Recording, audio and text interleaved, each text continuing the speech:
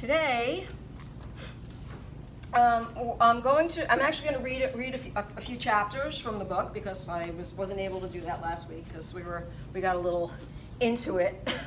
So, the topic for today is preparing for dementia, because for those of us who don't have it yet, and that is the majority of the class, it's important to prepare for dementia as if it's going to occur in ourselves or in loved ones, right? So I'm going to talk about those kinds of issues today. And next week, it's going to be all about survival. It's going to be about how do you get through it and what resources are available to help you cope with this terrible disease or set of diseases. Okay? We good? Okay. So, I thought I would start at the beginning, all right? And if you've already read the book, I apologize, but I'm going to start with chapter 1, drowning in stuff. As my mother's mental state continues to deteriorate, I cling to my own sanity, trying to make some sense of what's happening to her. She's 81 years old.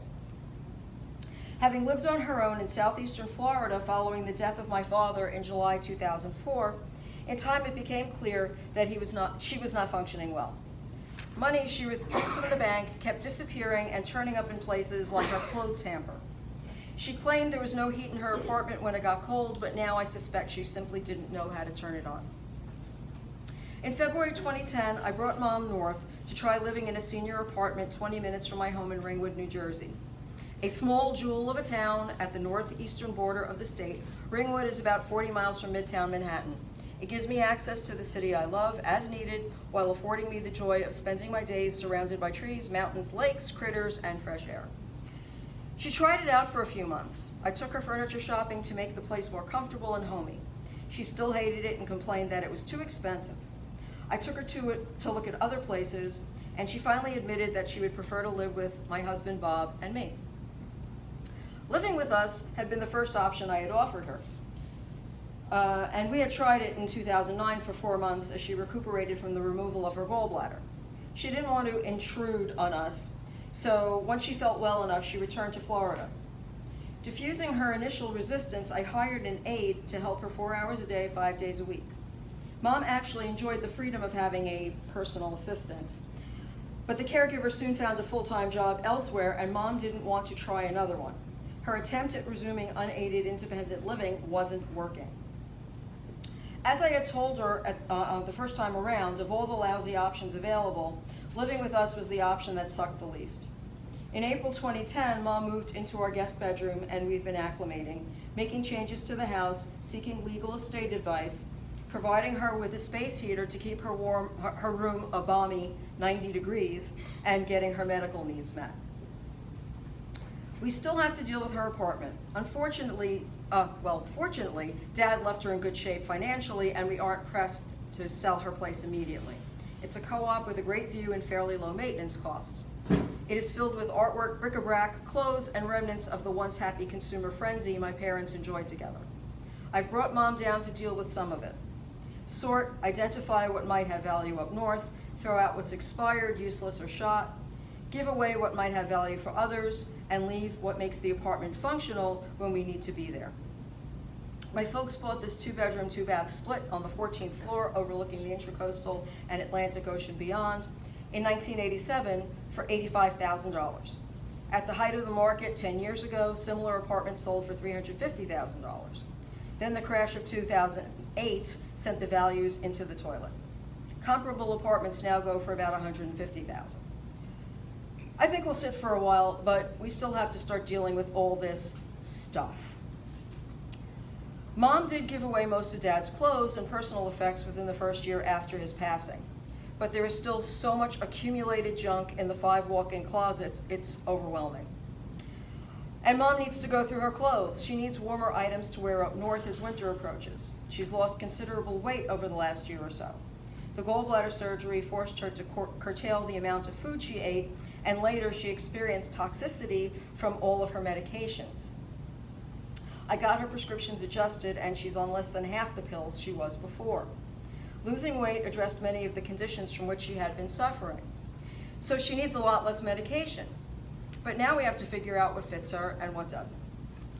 The big problem is that she constantly misplaces things. I have managed to narrow down this problem to 4 reasons. 1, her eyesight is questionable.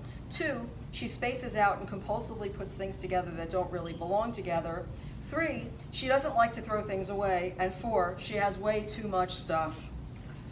Having dealt with my father's dementia 7 years ago, I've educated myself about the disease, and I'm confident Mom doesn't have Alzheimer's, and I was proven to be wrong. Day to day, she knows what's going on and remembers important events. She forgets names. She misplaces important items and gets agitated when she can't find things. She's easily distracted. However, she's not paranoid. She knows it's her, and she does trust me, so it could be worse. Meanwhile, I'm trying to keep her on track, focused on the tasks at hand. She avoids my repeated requests that she try on clothes so we can figure out what items should go north and what should get donated or chucked. It isn't easy, but as my dear father once opined, no one said it was going to be. And I know for sure that my mother had Alzheimer's disease because I entered her into a trial. Okay, so the Alzheimer's Association has a tool called Trial Match, all right? And you sign up for it, and they'll send you emails on occasion, or you can search their database. What's really cool about this is that you can find trials that apply to you or a loved one that enable you to find out stuff, and it's generally free, okay? So, I mentioned last week that I know for sure that I do not have the APOE4 gene. How do I know that? Because I participated in a trial from Trial Match. They were looking for the children of parents who had 2 parents with Alzheimer's disease or dementia. I had 2 parents with dementia. So I volunteered for the trial, and they were like, yeah. So I took a cognitive test, and they took a gene test. It didn't cost me anything. And they were able to determine that I do not have any APOE4 genes, which is awesome. Because that means I do not have the propensity or the inclination or the sensitivity to contract Alzheimer's disease. That doesn't mean I can't get dementia, but it does mean that if I follow certain guidelines and live a healthy lifestyle, then more than likely I will not get it. And particularly now that there's been proof that these protocols do either prevent or reverse cognitive decline, I like my odds. So, and another way I used Trial Match was for my mom. When I was doing my mom's funeral arrangements, okay, which was something I really just didn't want to do, but I did. I was talking to the funeral home director who was taking me through, the various options that were available. And I said, well, what if I want to get an autopsy done on my mom? And he said, oh, you don't want to do that. And I said, why? And he said, because it's really brutally expensive. And, basically autopsies are only done like when there's a crime, right? And they want to see if there was foul play. But unless you're willing to shell out big bucks, it's not going to happen. So I started looking for trials. And there was a trial at Mount Sinai Hospital where they were looking for people like my mom, and they were looking for people who were willing to donate their brains so that they could analyze them, to do research. And so I entered my mother in the trial, and she was accepted. And I did an extensive questionnaire with the doctors who were running the program. And when my mother died, they took my mother's body, they removed her brain, and they prepared it in a very specific way, and they analyzed it. And a year after she died, I was able to find out that my mother absolutely had Alzheimer's disease in her brain. Now, I should point out, that doesn't mean that that was the only dementia that she had. because as I mentioned last week, one person can have multiple dementias. And my mother had other illnesses. She had something called polycythemia vera, which I didn't find out until the end of her life. Where she was making too many red blood cells. And once I knew that she had that illness, so many of her symptoms made so much more sense. But because it's a very rare disease, and it generally happens in men, not women, the doctors weren't looking for it. And so when she had a very high red blood count, they'd look at the number and say, that's gotta be a mistake. But they would never get around to retesting her. And so at the end of her life, when this was found out, then everything else made sense. The heart attack she had in '06, the pain that she complained about on her left side, it was her spleen. She had gout, and this condition contributes to causing gout. So a lot of things made sense, and it also causes dementia. What is the name of it again? It's called polycythemia vera. Can you spell it? I can! I was a spelling bee champ. I can't. Okay, it's Polycythemia,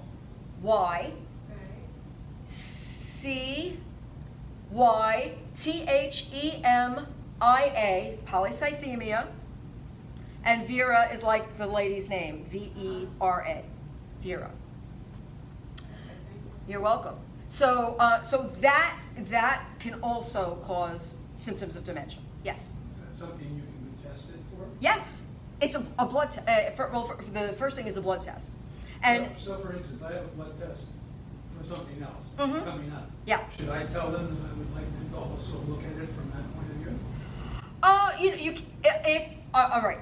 I would say if they detect a very high red blood count, then then you should ask for further testing. If your red blood count is normal, then chances are you don't have it, because it is a very rare condition. Okay. Okay? Thanks. You're welcome. But in my mother's case, again, because they just weren't looking for it, and they just thought it was a mistake. So, and the treatment for this disease is bleeding. They remove blood. They draw blood from you. It's like, like leeches, like in the Middle Ages, they bleed you so that your blood count comes down, all right, and then you're okay for like a couple of months, and then they bleed you again. Is that why less women have it than men? No, it's not that. It's not that. It's just it's a very rare condition, and I don't know why it's more men than women, but that's just the way the numbers are, and it's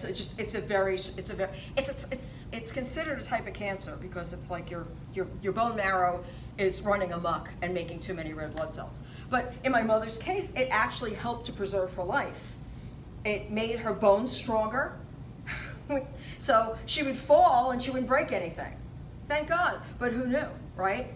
And she never got anemic, which when people get older, a lot of times anemia is a big problem because it makes them very fatigued. And yes? Is there medication for that?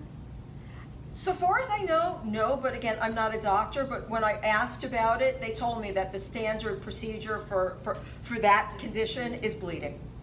And if you think about it, it's pretty simple, right? Because, if you get those, drain out the extra red blood cells and allow the plasma to regenerate, then it thins it out. So that's a very odd thing that my mom had that, again, no one was looking for it. So in a way, to me, it kind of explains why her dementia was so unusual, why she didn't have typical Alzheimer's. Because she didn't, her short-term memory wasn't bad.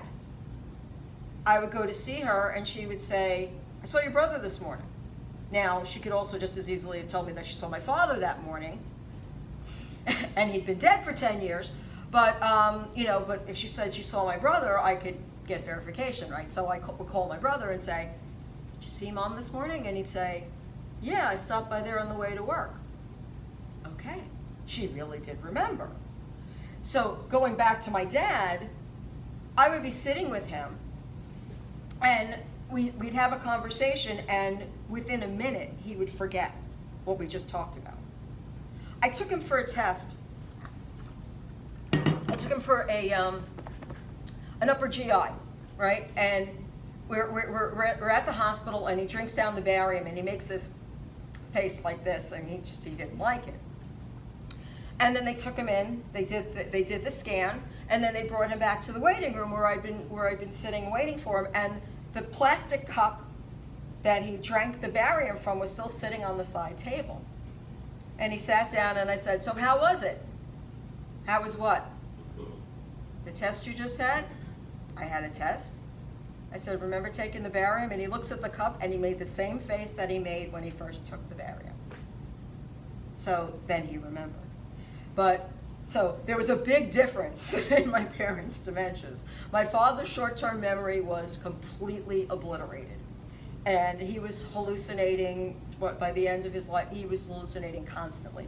That he could not tell the difference between dreams and reality. And the stress of trying to have a conversation with somebody when that's happening to you, it was awful.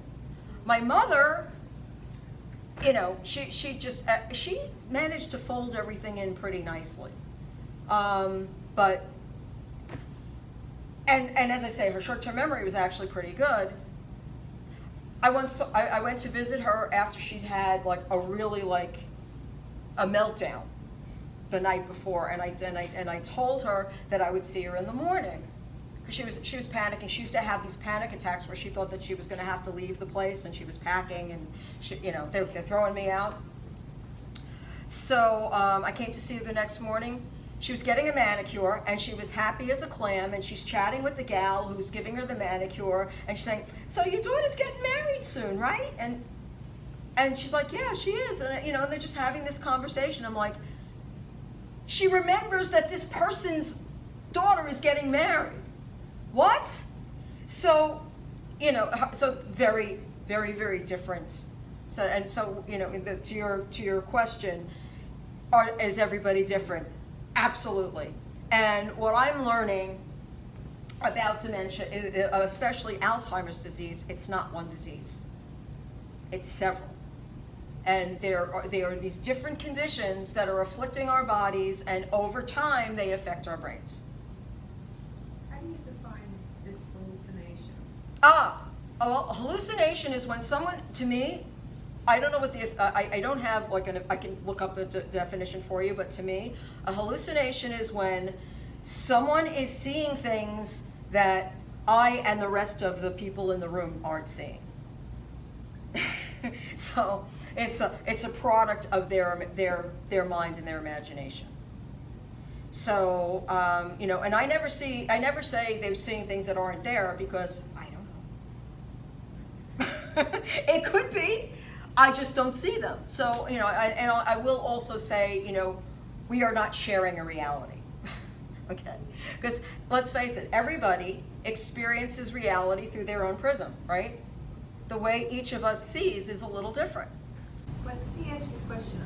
I'm trying to get hallucination kind of like in its proper box. Uh-huh. When my mother-in-law was in the hospital and I went to see her, she said to me, "I saw all the people from West New York today. They all came by to say hello." Uh-huh. And I'm thinking, well, she's putting herself back years ago. Yeah. So that's a hallucination, basically, or is it she's just? Or it's I tend to think of hallucinations as being more of, she's reporting a memory. Right. But it's not happening when you're having that conversation. A hallucination is more like, "Oh, look at that rabbit. It's hopping across the floor." Okay, so we're having a conversation, and they're seeing something else at the same time. So it's almost like what they're perceiving at the time that they're having the conversation is happening at the same time that there's stuff going on in their minds that they are experiencing as being part of the same reality. Does that help? Okay. So, any other questions? All right. Now, I was going to read the next chapter, which is supernatural. Would you like me to do that? Sure. Is that cool? Okay. So this is, I started realizing that the real challenge in dealing with a parent with dementia is that they still look like them, but they're acting like something else. And so it occurred to me that as the disease progresses, they're kind of like invasion of the body snatchers. You know, it looks like them, but it's not really them anymore. It's another version. So so that's what this chapter is about, and it's called Supernatural. Yes. Question. During the day, did you find your mother personality changed, that it came down to this sundown?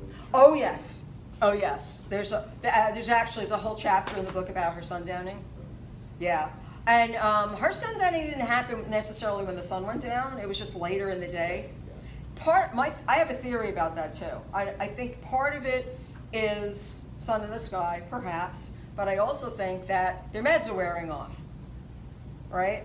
You get medications in the morning, and then as the day progresses, the efficacy of the drug is fading, right? So they're getting ready for their next dose, and until they get that next dose, there's things going on. Yes. Does that mean that you're going to take more doses during the day? Oh no, I wouldn't do that. No, I'm just asking, because obviously the answer is you take more. Yeah, well, like in my mom's case, she was on a lot of different drugs because once she became violent, I didn't want her to have to spend her life in a psychiatric hospital. It was bad for me and bad for her. So I had a choice. I could let them use these drugs on her. I started researching the drugs that that they were using on my mother. There's a great big box on this website page from the NIH saying, "Warning, this drug should not be used with elderly people with dementia. It can lead to death." I'm like, what? But when I spoke to her psychiatrist and my care manager and all the other people on my team about it, they said, "Unfortunately, sweetie, this is what we have." So, you got a choice. You can leave your mom here indefinitely and not give her these drugs. Or you could give her these drugs and maybe she goes back to a more social setting where she'll have higher quality of life. All right. But she was in, it was a hospital, so if she had a bad reaction to the drug, then she was in the right place. But at the same time, you're always doing a balancing act. How long ago was that? That was 2011, I think. Yeah, 2011. It was after Memorial Day 2011 because she had a major UTI, and she was hospitalized. Then she went to rehab, and then she was thrown out of rehab for threatening people with knives. They called the police, sent her to Chilton Hospital, and from Chilton she was sent to Holy Name Psychiatric Hospital in Teaneck. And that's where she was there for weeks while they tried to figure out how to manage her behaviors. Do you know if they've made advances in that time between when your mom was going through this and today? Yeah.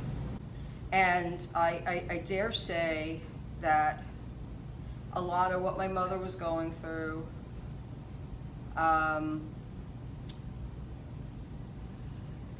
if I knew then what I knew now, I might have done things a little differently.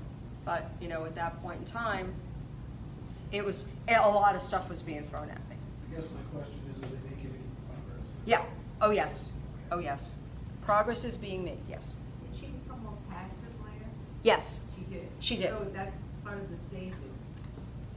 Yeah, because if you think about it, imagine, okay, here's this pen, okay?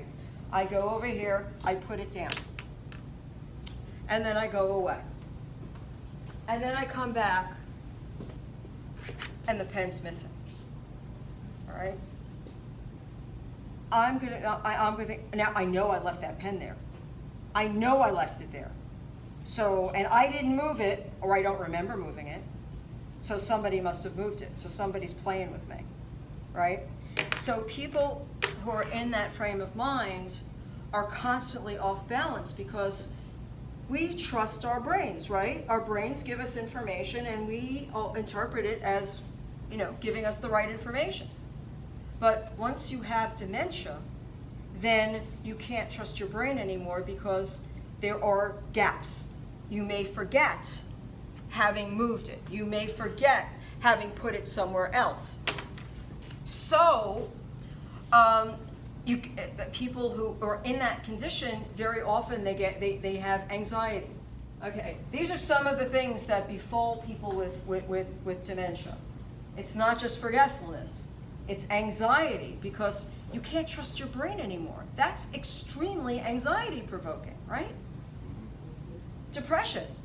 It's depressing not to be able to remember when you're used to being able to remember. Moodiness, all right? Your moods are going to swing because, there are going to be times when, everything seems okay.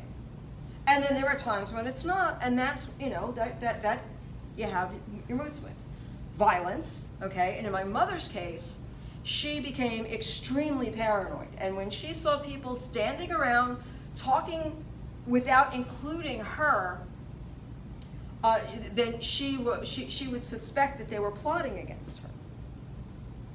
So that's what would provoke her to violence. And she thought, when she was in rehab, she thought she was on a cruise ship.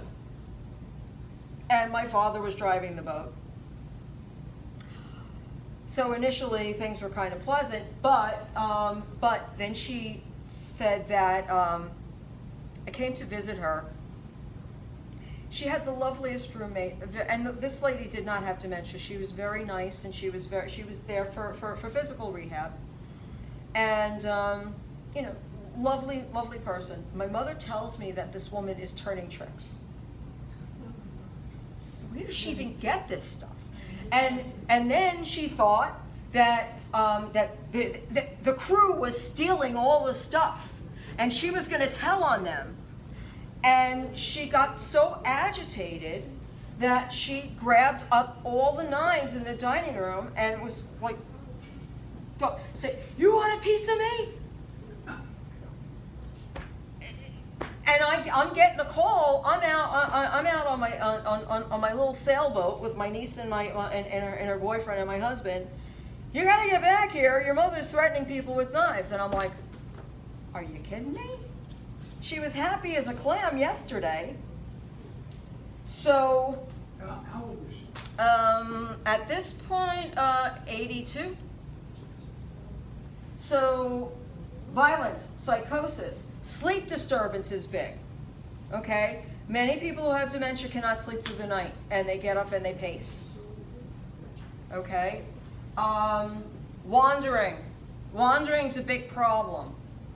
Because, in my mother's case, and you will hear this if you ever go to a memory care home, or actually just about any home, you will hear these words: "I want to go home. I want to go home. I want to go home. I want to go home. I want to go home."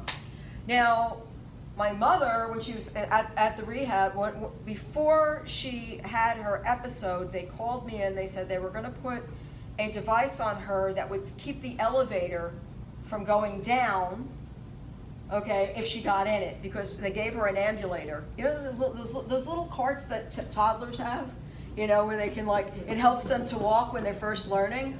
They had one of those for my mom. And she's scooting around in this thing, and she's like, woohoo, having fun. And she sees the elevator, and she's like, whoo, so she's gonna, and she wanted to go hail a cab and go home. Where's home, Ma? You know, where do you think you're going? She wouldn't even know like what address to give a cab driver if she could get one to stop for. And I don't know how many cab drivers would stop for a lady in one of those like go-kart things anyway. But that was a problem. And wandering is a big problem because they have a tendency to be, they'll get something in their mind and go after it, and after a while they forget what it was that they were looking for, and then they're lost and they can't find their way back. So that's a big problem, and that's why there are, in most dementia homes, there's what's called a lockdown unit so that the people cannot freely exit. They call it elopement. Elopement, like you're eloping to get married, you know, you're running away to get married. They call it elopement. They're like, you know, they're leaving without permission. So so you got to watch out for that. Then of course there's paranoia, right? And paranoia, at first, you know, when I first got a good look at what dementia was like, it really made sense to me, the whole paranoia thing. And I didn't anticipate it, but it's there because if you think about it, you know, if you could not trust what you were seeing, and you're used to being able to trust what you're seeing, then you're going to think people are pulling something on you, and that's just very natural. So that's a big part of it. And then the hallucinations, seeing stuff that other people are not seeing. Yes. Sleep disturbance. My friend's husband now has been sleeping from say 8 o'clock at night until maybe 1 or 2 o'clock the next afternoon. Mm-hmm. Some mornings he'll wake up at 9, but not too often now. Now it seems to be a continuum. Yeah. Why do they sleep so long? It's exhausting. Oh. Having dementia is exhausting. Your vision is impaired. Your auditory, everything is, all of your senses are impaired. Your feet hurt. It takes so much effort to do the little things that we take for granted. And so as time goes on, it just becomes exhausting. Because we're trying to interpret shifting information with diminished capacity. So yeah, a lot of it is just exhaustion. And you know, and as you get towards the finish line, you know, there are less reasons to be awake. It's just the way it goes. So anyway, sorry, this stuff is it's heavy. Yeah, it's heavy. All right, so all right, I'm gonna read now from Supernatural. All right, which is it's a little bit of perspective on this. The preponderance of horror fantasy entertainment in our culture at the moment is striking. Consider how many vampire vehicles there are, and at the time I was a True Blood fan myself. This genre also tends to include werewolves and other exotic creatures of the night. Then there's the zombie genre. Beginning with Night of the Living Dead, there have been many variations on this theme, including a Cartoon Central comedy series and a feature starring Jesse Eisenberg and Woody Harrelson called Zombieland. When you consider how many people in this country are my age, born in the late 50s, and how many of us are caring for our parents, it's no surprise that escapist entertainments are providing us distraction and comic relief. It occurred to me this morning that aging parents are kind of like zombies.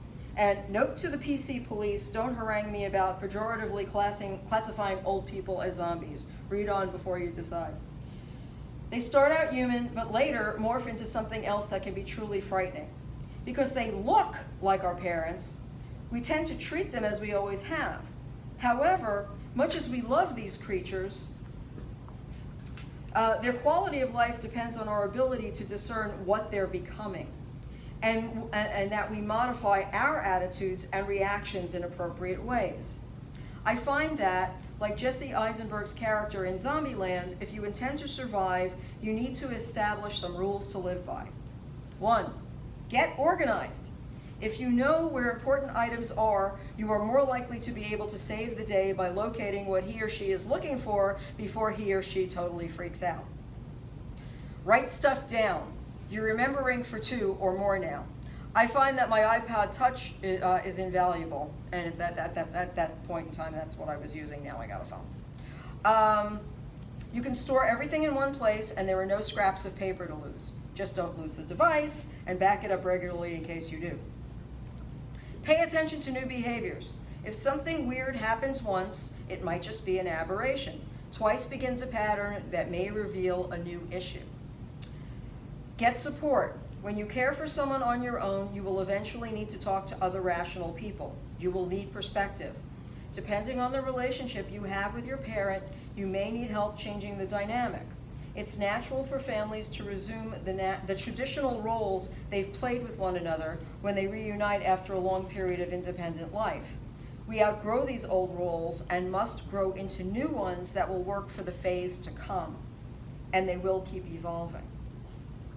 Get your parent with a good geriatric physician who will partner with you. Unplug. Take breaks whenever you can. You need to remember who you are and what you need. Find humor in your situation.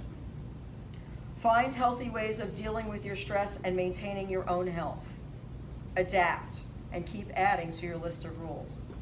This is a process that many people are going through. If we find each other, stick together, and share our experiences, we can stem the tide of despair and find our way to the next phase until we begin our own inevitable transformations. I don't intend to become a zombie, but whoever did. Yes? Can they diagnose the quickness with which this may linger? It says it can take 3 to 20 years. Yeah.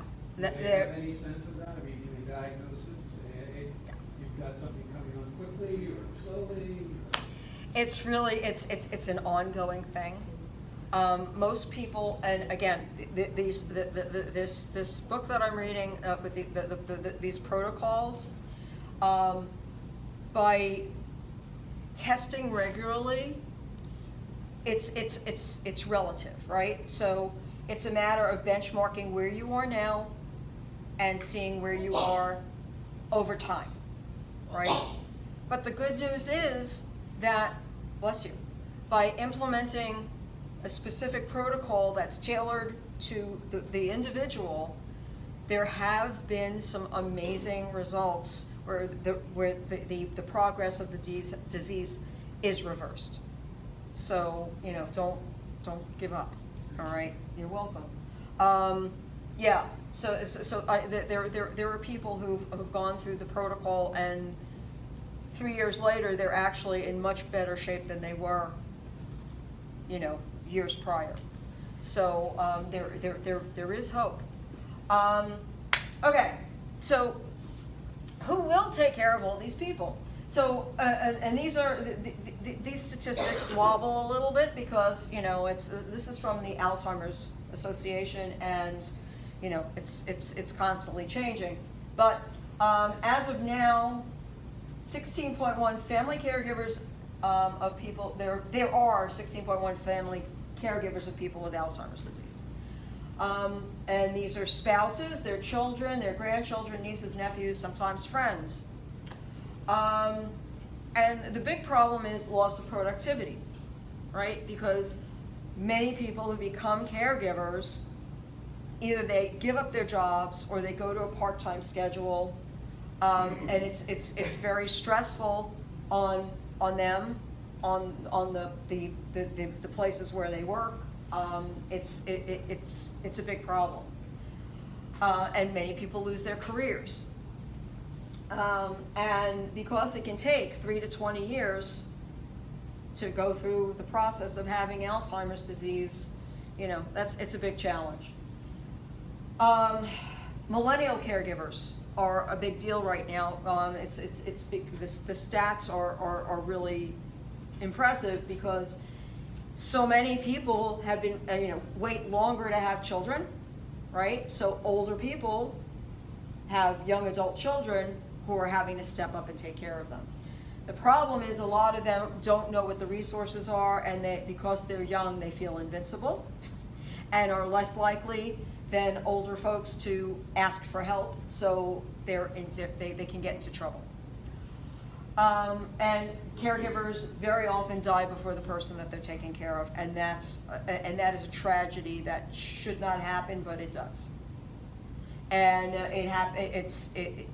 the story is told again and again, and I tell people it's 40 to 50%. It's a huge number, and it has everything to do with caregivers not practicing self-care. And the stress of taking care of somebody else, the time constraints of having to take somebody to doctor's appointments and treatments and spending so much time on that person's care that very often they completely ignore their own. So it's a very, very important consideration. Okay, now if caregivers survive, who will take care of them? And this is another mistake that caregivers make. They spend their own money that they put aside for their loved one. And so in many cases, they lose their jobs because they're taking care of their loved one. They run through all the money, and then where are they? They're jobless, sometimes they're homeless. The worst case of this, I knew a woman who was a caregiver in California. She left her job and her home, sold her home, left her job, moved in with her mom, and took care of her for I'm not sure the exact increment of time, but it was somewhere around 10 years. And she had siblings who were completely hands-off. All right? When the mother died, the siblings said, "You've been freeloading off of mom long enough." Wow. They sold the house out from under her, gave her share. Now, here's the thing. That could have been prevented. Because I'm that mom, and this daughter is giving up everything to take care of me, then my will says when I die, the house is hers, 100%, all the others can go pound salt. That's what I would say. And that's what should have happened. But because people are people, and they're greedy, That's rude. and the law is on the side of the greedy, because mom didn't make an estate plan.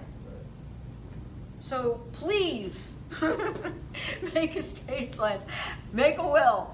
It's very important, okay? Because people will do things that you wouldn't believe they would do. So it's extremely important. And caregiver, so, you don't want anyone in your life to have something like that happen. Okay, so in the meantime, what can we do? Number one, practice self-care. That is so important.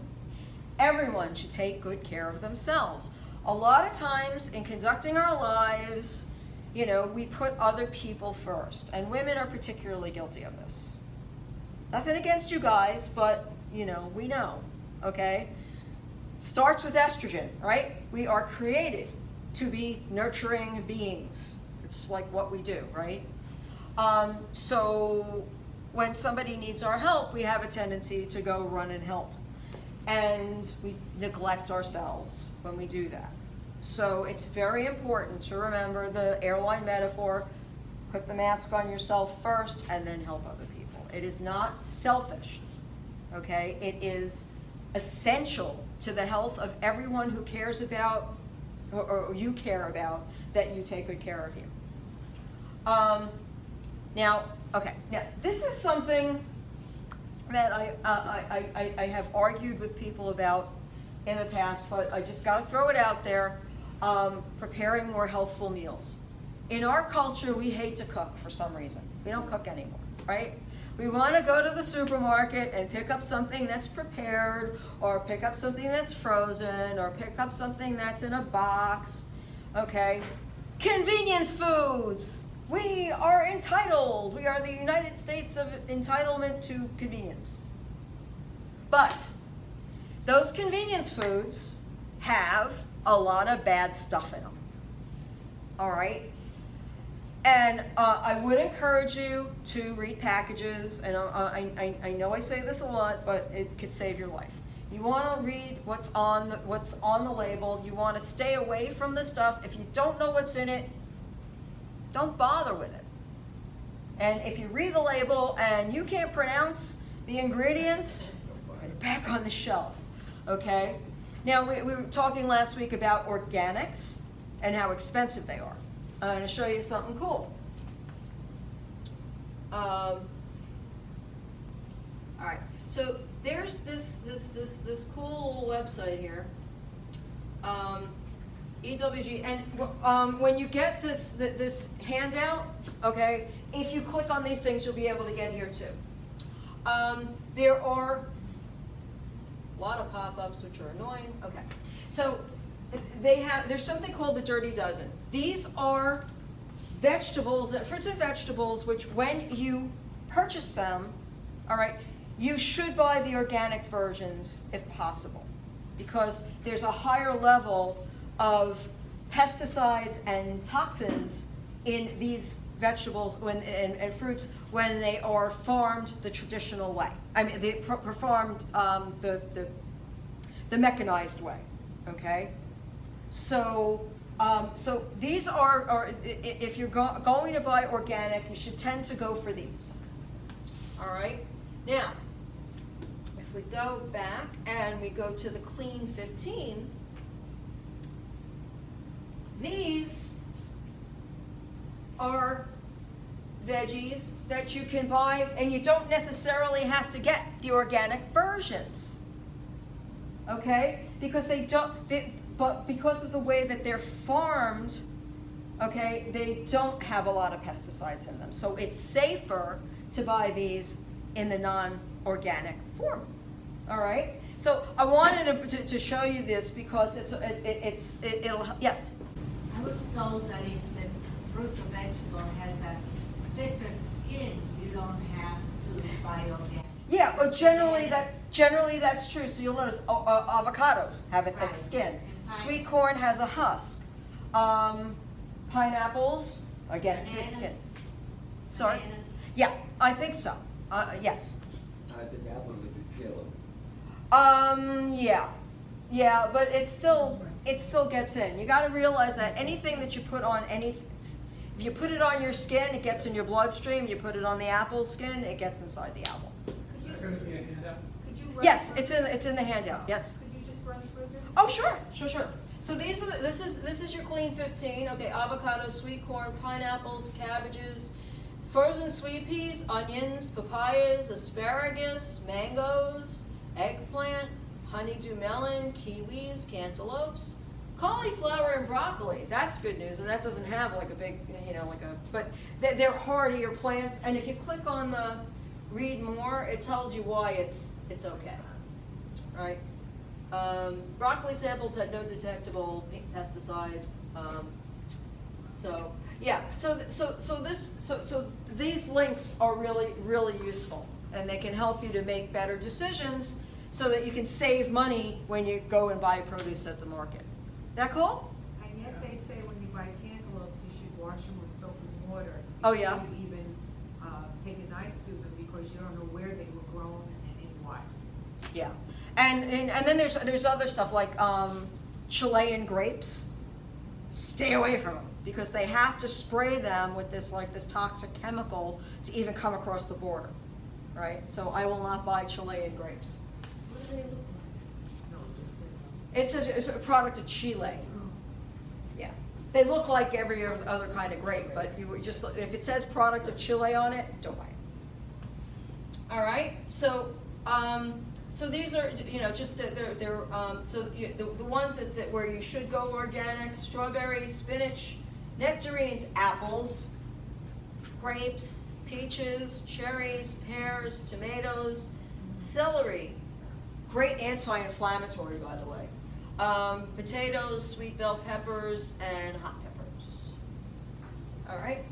So if when you go into the to the handout, the presentation, you can just click on those and you can access those links also. Regular exercise is really important, folks.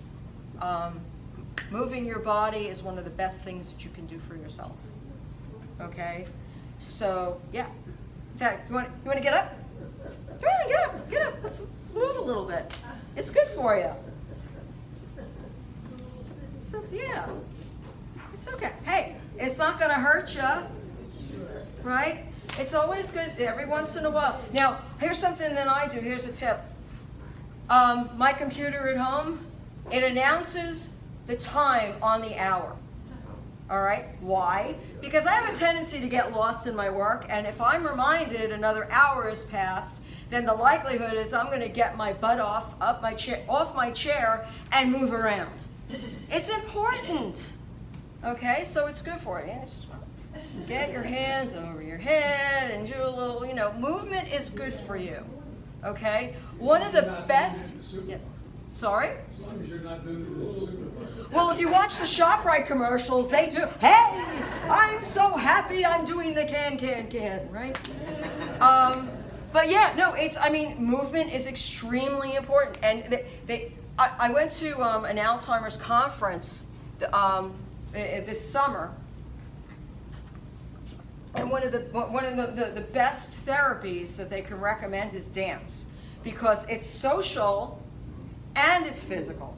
So you're combining two very healthy things to do, because being social is really important for cognition, right? Having conversations. My husband always said, when I had my mom living with me, and I had a caregiver coming in during the week, and her job was basically to sit and chat with my mom. And the days when she had the caregiver there and she'd had a good chat, and my husband would come home from work, my mother was sharper. She was like more on top of things because she's been given her brain exercise and she's been having social interaction. Yes? I get them to start a conversation because it's difficult for my mother to start a conversation. She doesn't know where, but how do you keep them, try to get them engaged? They can talk about the things that they're talking about. Yeah. Oh, yeah. Absolutely. Absolutely. That's a great question. What you want to do is you want to try and ask them questions where they're going to respond. Like, if there's a story that involves your mother-in-law, right? You might want to say, hey, Mom, remember that time when blah-blah? Do you remember that? Yeah, and get her talking about things that she likes, pleasant memories. Get her to connect with things that are like, emotionally enjoyable for her, and that'll get that connection going. And the amazing thing that happens when you provoke that kind of connection is, after you leave, she may forget that you were there, but the good feeling that she got from your presence will stay with her, because the emotional centers of the brain remain intact longer than all the other portions. So it's a really nice gift that you can give her. Yes?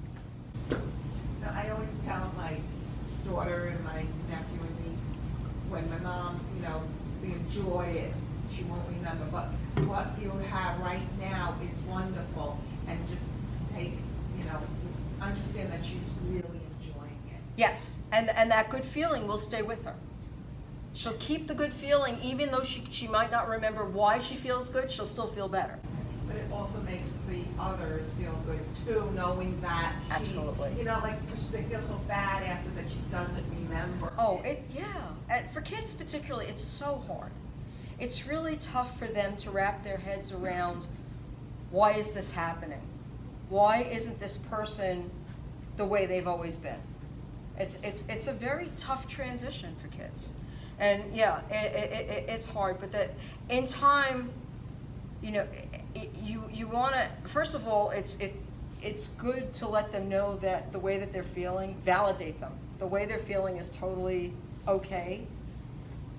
Excuse me. But yeah, do encourage contact and let them know that while it's difficult right now, years from now, they're going to be so glad they spent that time, and they're going to look back on that time with and they're going to cherish it.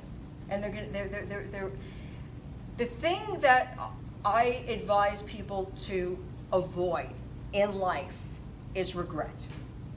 That's my number one thing to avoid, regret. My goal is to make it to the finish line with as little regret as possible. Okay? And the things that we tend to regret are the things we didn't do. And a lot of times, like, people will come, they'll come to me, they'll ask me these questions like, I don't know what to do, I could do this or I could do that. And, and I give them the 5-year test. Ask yourself, if in 5 years you did this, what do you think would happen? And how do you think you'd feel about it? And then all of a sudden it becomes clear. Because if you're doing something for right now, regret is highly likely. But if you're doing something that is going to serve you 5 years hence, then you probably made the right decision. Make sense? Yes? No? Okay. So, yoga, meditation, and stress reduction. So much of cognitive decline comes from stress and inflammation. Okay? So, it's proven, there is empirical proof that cognitive decline can be reversed with meditation. Seriously. I read this and I'm just like, it's mind-blowing, but it is proved. It's been proven. It does work. Again, a source that I will share with you. But there's this book by this Indian doctor who has been applying meditation as a therapy, and his patients do better. And because he's Indian, he grew up with meditation and yoga, so it's something that he understands and values, and he's always practiced it himself. But to actually prescribe it seems to work, because anything that you could do to calm yourself down and get the stress out of you, okay, is going to help your body to function better.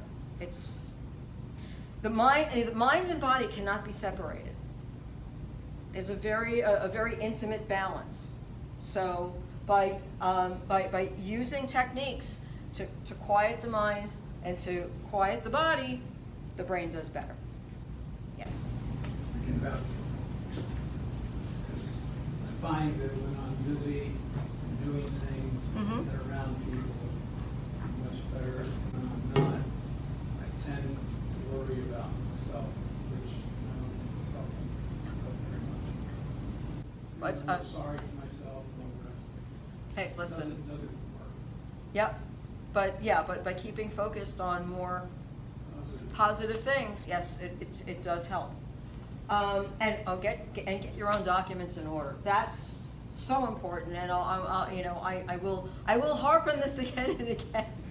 It's so important for us to have our documents, to have a will, to have a living will, to have a healthcare proxy, to have a POA, to have an advocate for each of us. Everyone needs an advocate. If you're over the age of 18 in the United States of America, you need to appoint somebody who can speak for you in case something happens. Yes, it's 18. Yes.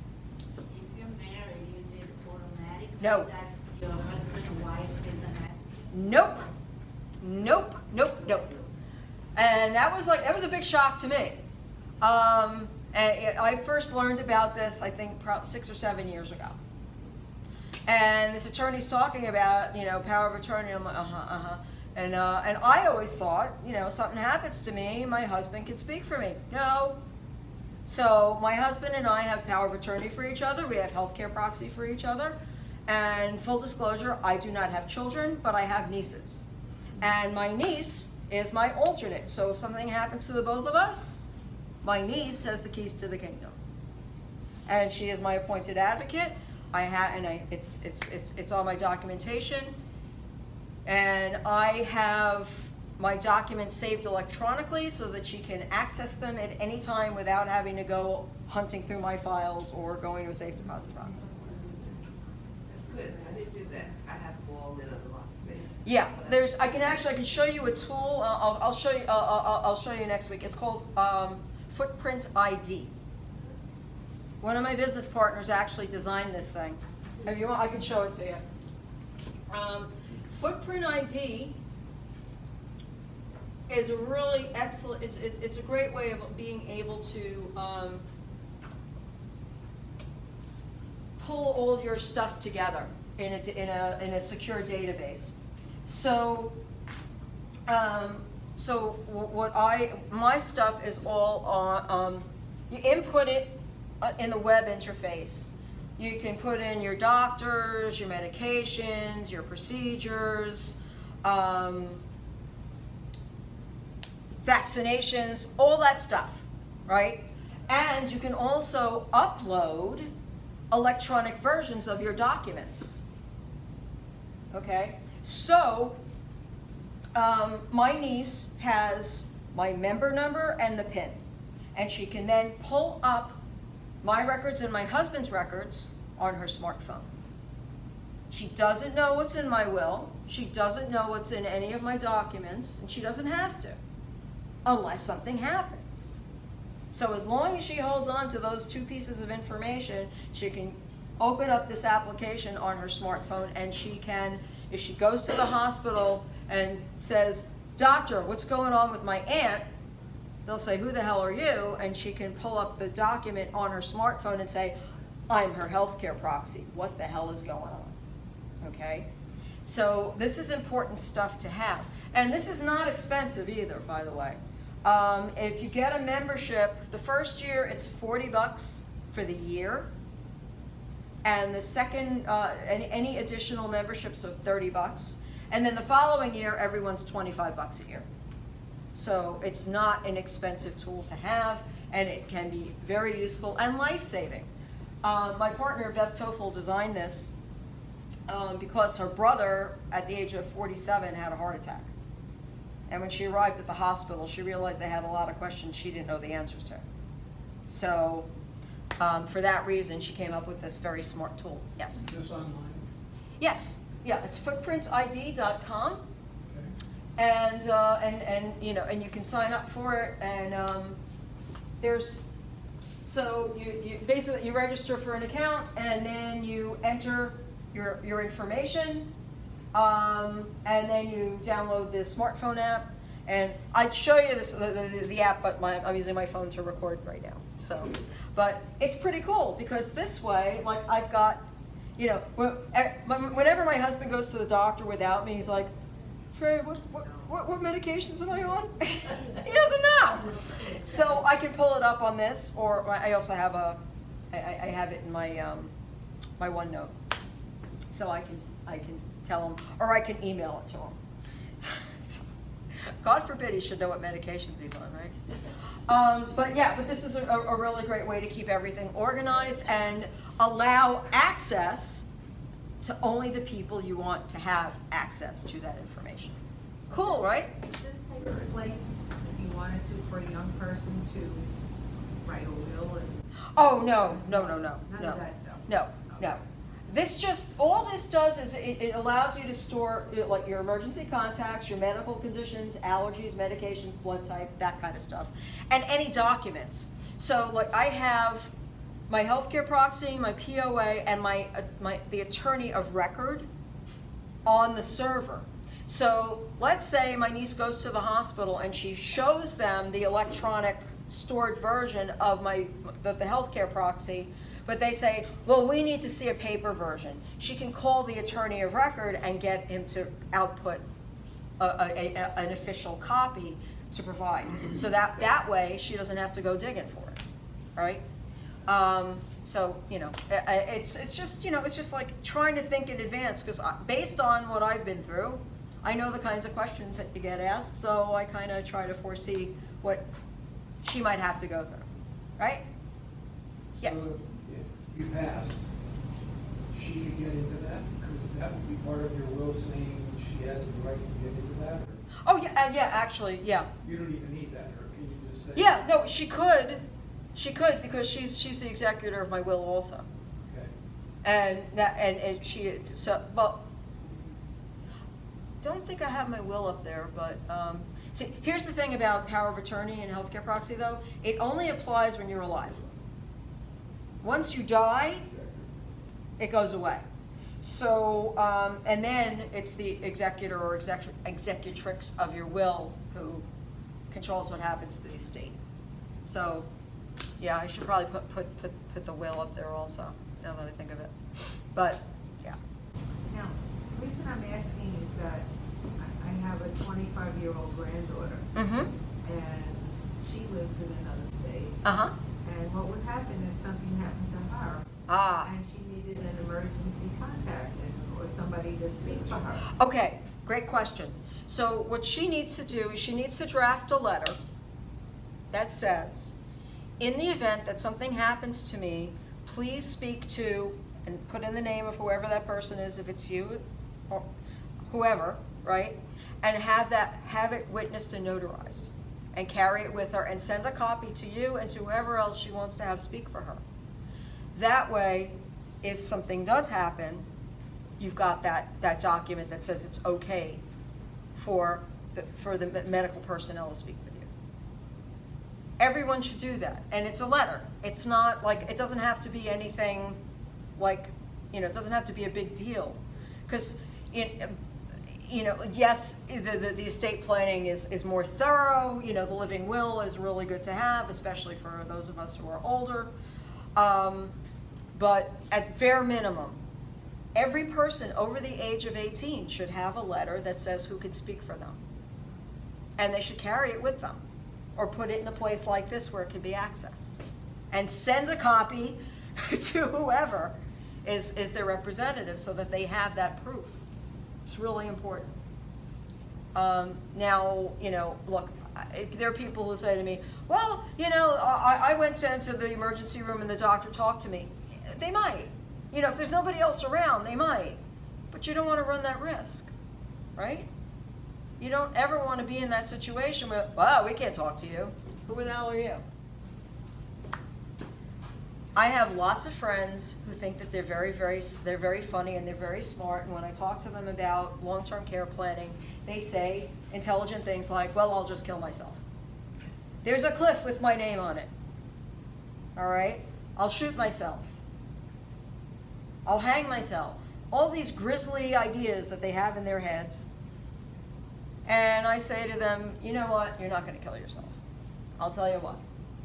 Because when you get to that point, you're not going to have the capacity to do it. It takes forethought and coordination to pull off something like that.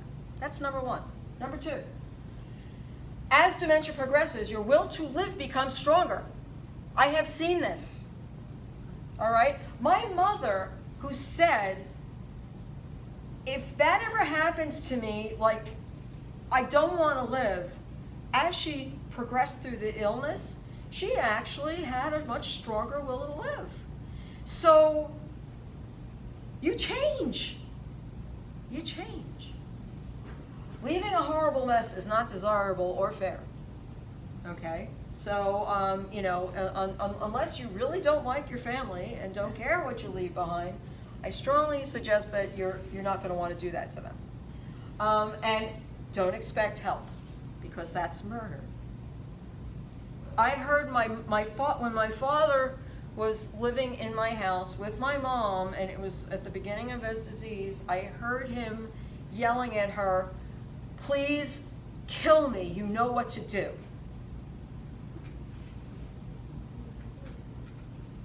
And, at one point, and it was mind-blowing to me, but you have to understand that as much sympathy as you might have for someone who is going through that kind of misery, if you do it, you could land in jail.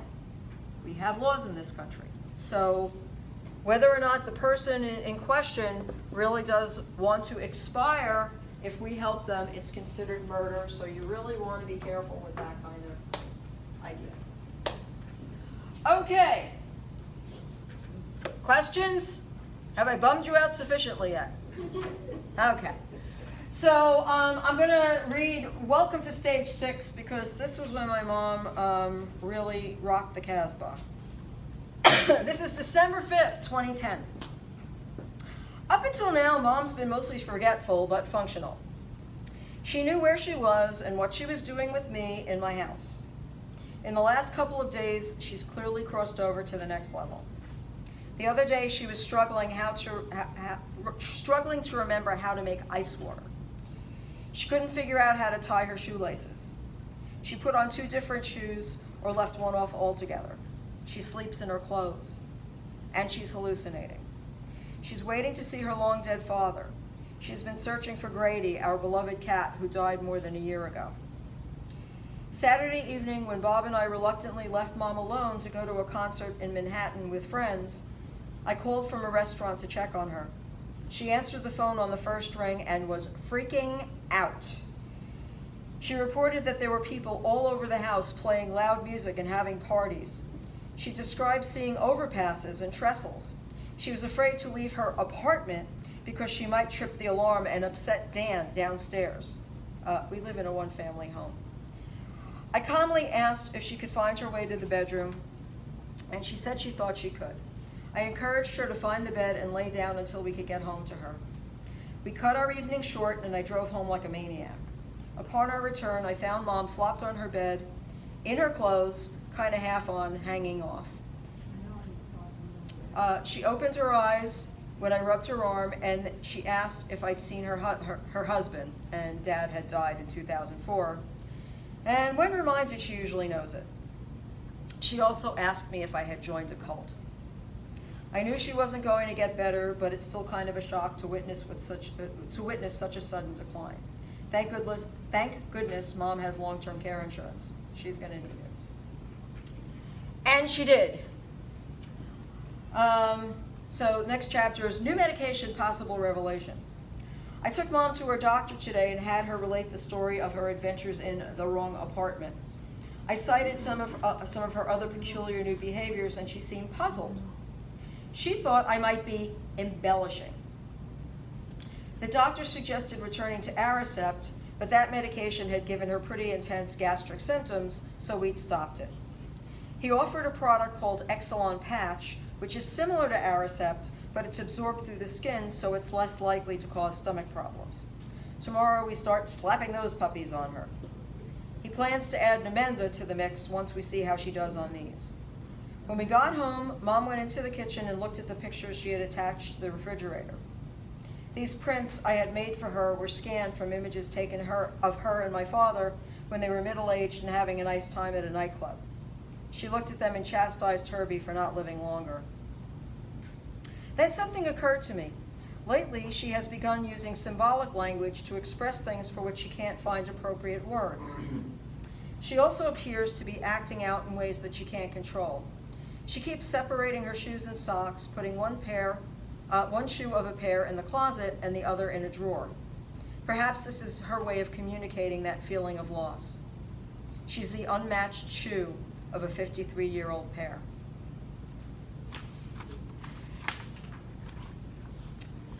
It's not a linear path.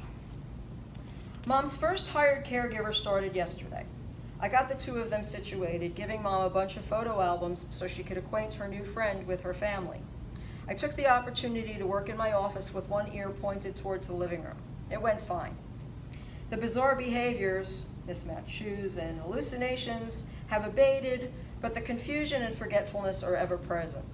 She attempted to repair an open seam on a comforter on her bed yesterday, but she kept forgetting what she was doing and gave up. Mom retains the vivid memory of her adventures in the apartment from Saturday, but last night after dinner she told me that she realized how ridiculous the story sounded in retrospect. She also remembers that she's on a new medication and wants to ensure that she takes it properly. I helped her find her shower cap, and she's taking a shower without assistance as I write. Her caregiver just arrived, and I have to go see one of my clients. It will be interesting to see how she does while I'm out of the house. My dad's dementia fluctuated. Having vascular dementia, his symptoms were constantly changing as mini strokes went off in his brain. Sometimes he'd be completely lucid.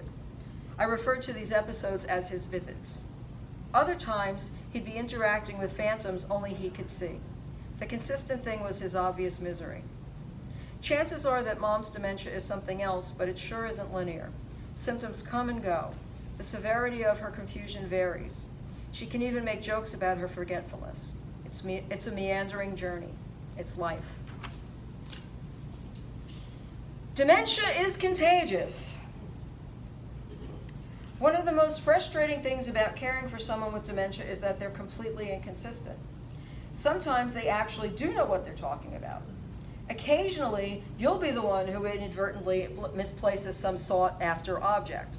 You're so busy trying to remember everything you need, everything they need, and trying to keep yourself from punching anyone, it's easy to become overwhelmed. Over the weekend, Mom was commenting on our neighbor's holiday display across the street. She remarked about how it kept changing. I assumed it was just the difference between the way the house looked by day and by night. Mom is blind in one eye from macular degeneration, and I assumed it was her bad eyesight combined with failing cognition. Then Bob went to the local liquor store and spoke to our neighbor, John, from across the street, who works there. John asked Bob how Mom was doing. The topic of Mom's perception of their holiday display came up. John then told Bob that his sister did indeed change the display each day. Mom has time to stare out the window and observe little details. I don't. She was absolutely correct. We were sitting on the sofa and admiring our tree the first night it was up. As the lights flashed, I mentioned that we will probably be replacing our artificial tree with a new one next season. It still looks nice, but it drops a lot of flotsam, like a real tree. Mom asked if there were any restrictions on the type of tree we could have in the apartment. I reminded her that we owned our house and we could do as we pleased in that regard. She remarked that the bank owned our home, and I readily agreed with that assessment. I found her glasses in the shower. Her missing plastic cup turned up under the bed. The bright pink shower cap I bought for her was under a pile of other junk in one of her storage towers. Then the supermarket calls to confirm my order and asks if there's anything I'd like to add. My head hurts, I'm tired, I have menstrual cramps. Can I please have a day off and get my brain back for my own personal use and amusement?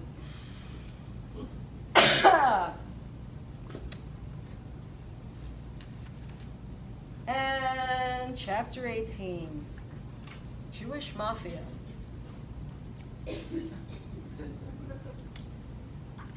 All right, now, at this point, my mother is now living in assisted living. I have moved her to an assisted living facility in Wayne. And it's independent, so she gets her meals, but she doesn't have somebody watching her, and she's not in a lockdown unit. Because she's still fairly lucid. So I call, so on this particular day, May 22nd, 2011. I called Mom on Monday morning to see how she was doing. She said she was fine, but she's been waiting for a call to go to the meeting where she would see her husband again. They found him. My brother and sister-in-law know all about it. She is now convinced that a man in a wheelchair living at her residence is her ex. He doesn't want to talk to her, and she wants to know what she's done to upset him. He was a connected guy, and the Jewish Mafia has brought him back. Later, Mom called me while I was on the phone with a client. She was very upset. She might have to file a complaint and have him arrested. Maybe she'll call for a cab and go to her apartment. She tells me I'm making her feel like an idiot. Actually, I'm not saying anything. I'm just listening quietly and getting pretty bent out of shape myself. She wants me to call my brother. I told her to hang in there, and I try to get some answers. The business manager at Mom's home answered the phone. I was glad to hear her voice. She was a very nice, kind person. She asked me what was up. I said, "My mother is freaking me out." She said, that was not uncommon, and she would connect me to wellness. The head nurse, another person I'd come to know and trust, picked up. I asked her if she'd heard anything about my mother being particularly weird. She said no. I told her that Mom is convinced that her dead husband is now living there, and I'm afraid she might be harassing some poor unsuspecting resident in a wheelchair. Then she recalled that she had heard something. Oh joy. They were in fact going to collect a urine specimen to see if perhaps a urinary tract infection, UTI, was responsible. Now, in this world, the UTI is extremely dangerous. So, as we will see. I started researching the web and decided to call my mom's doctor. They have an associate who pays house calls at the home. The doctor called me back on Tuesday and I told her about mom's sudden agitation and profound delusions. She said she would arrange for a battery of tests at the hospital. After calling mom's insurance company and getting a royal runaround, I spoke to the doctor again and she assured me that taking mom to the ER was fine. When a patient goes suddenly acutely wacky, it's time sensitive and the hospital would navigate the insurance for me. I went to get mom. She was dressed and waiting for me in the lobby. She seemed pretty calm. I kissed her and went up to wellness for her paperwork. I glanced at her medication list. I didn't realize she'd been put on a new blood pressure medication. Good thing I looked. After getting mom into a heavier coat, because she doesn't go out much, and it was a raw, nasty, rainy day, we went off to the hospital. She was much less agitated than on Monday, and she talked about a lot of things, nothing too troubling. When we got to the ER, I checked her in, and mom enjoyed watching the fish in the big tank in the waiting room from her comfy wheelchair. Eventually, we were called and screened by a nurse who asked what the problem was. I told her gently that my mother thought her dead husband was miraculously reconstituted. Mom pretended to close her ears when she saw my discomfort with reporting the issue in front of her. The nurse asked mom if she knew where her husband was, and she replied, "In the Atlantic." This was true. We took Dad's ashes to his old boat slip on the Intracoastal below their apartment and committed them to the water on the first anniversary of his death.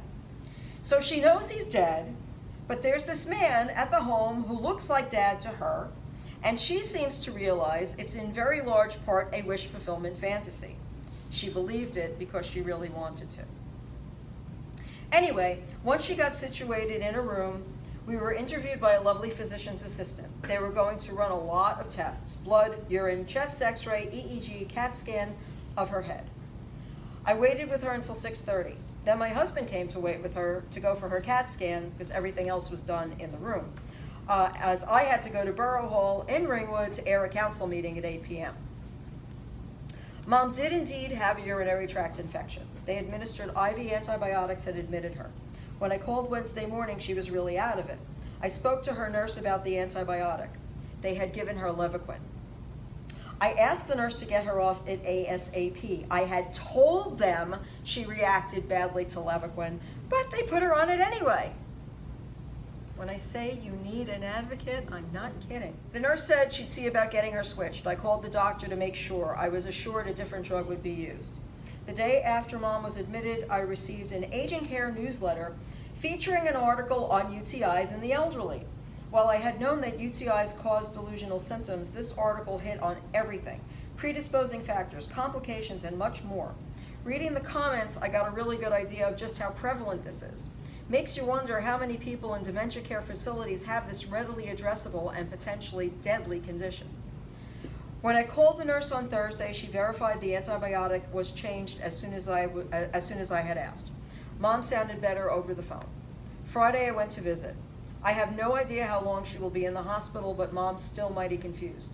She rambled on at length about a lot of things, but one thing that finally emerged was that she had been experiencing burning on urination and couldn't get anyone to help her. I told her she could always tell me, but now I know. I have to ask her specifically if she's having those problems. I asked her often when she lived with me as part of our regular inventory of complaints. It's really hard for me to listen to her. She speaks at length about places and people, but when I try to understand what and who, she gets frustrated because she can't remember and can't put names to the things she pictures. The only thing that's clear to me is that she has really vivid dreams, and when she wakes, she has a tough time discerning what she dreamed from what's real. I suspect her TV watching gets thrown into the cauldron too. I'm going to have to bring all this up at the next meeting of the Jewish Mafia. I need answers, damn it!